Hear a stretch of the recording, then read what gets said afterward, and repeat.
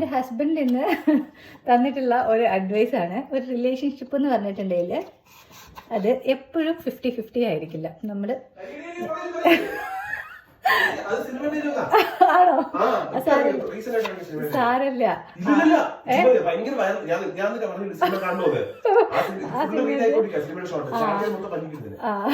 സാരല്ല, ഞാനിത് കാണാത്തവർക്ക് വേണ്ടി പറയാലോ.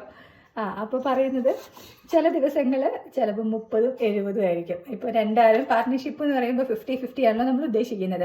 അപ്പോൾ എല്ലാ കാര്യത്തിലും അങ്ങനെ ആയിക്കൊള്ളണമെന്നില്ല. പെണ്ണുങ്ങൾക്ക് പലതരത്തിലുള്ള പ്രശ്നങ്ങളും ബുദ്ധിമുട്ടുകളും ഹോർമോണൽ ചേഞ്ചസും അങ്ങനെ അമ്മയാകുമ്പം അവർക്ക് ഫുൾ കോൺട്രിബ്യൂട്ട് ചെയ്യാൻ പറ്റില്ല, ഫിനാൻഷ്യലി ഫുള്ളായിട്ട് കോൺട്രിബ്യൂട്ട് ചെയ്യാൻ പറ്റില്ല.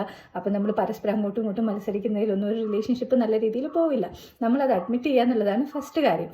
പിന്നെ ഇപ്പം എന്താ പറയുക, അമ്മയായിരിക്കുന്ന സമയത്ത് ചിലപ്പോൾ നമ്മൾ ഇടുന്ന എഫേർട്ട് ആണുങ്ങൾ വേറെ രീതിയിലായിരിക്കും ഇടുന്നത്. അവർ ഫിനാൻഷ്യലി സപ്പോർട്ടായിരിക്കും ചെയ്യുന്നത്.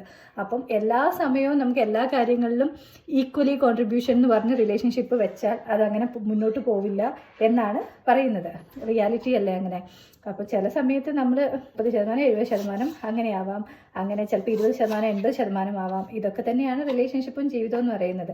എപ്പോഴും എല്ലാം തികഞ്ഞവരായിരിക്കണം, എല്ലാം ഉണ്ടാവണം എന്ന് നമ്മൾ ആഗ്രഹിക്കുമ്പോഴാണ് പ്രശ്നങ്ങൾ വരുന്നത്.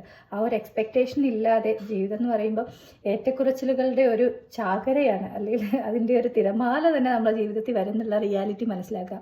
റിലേഷൻഷിപ്പ് എന്ന് പറയുമ്പോൾ ഞാൻ വളർന്നു വന്ന സാഹചര്യവും എൻ്റെ അവസ്ഥകളും ഞാൻ പഠിച്ച കാര്യങ്ങളും സിറ്റുവേഷൻസും ഒക്കെ ഡിഫറെൻ്റ് ആയിരിക്കും എൻ്റെ പാർട്ട്ണറത്. അപ്പോൾ നമ്മൾ രണ്ടുപേരും ഒരുമിച്ച് ജീവിക്കുമ്പോൾ നമ്മളെല്ലാം തികഞ്ഞ് എല്ലാം പെർഫെക്റ്റ് ആയിട്ട് പോകില്ല.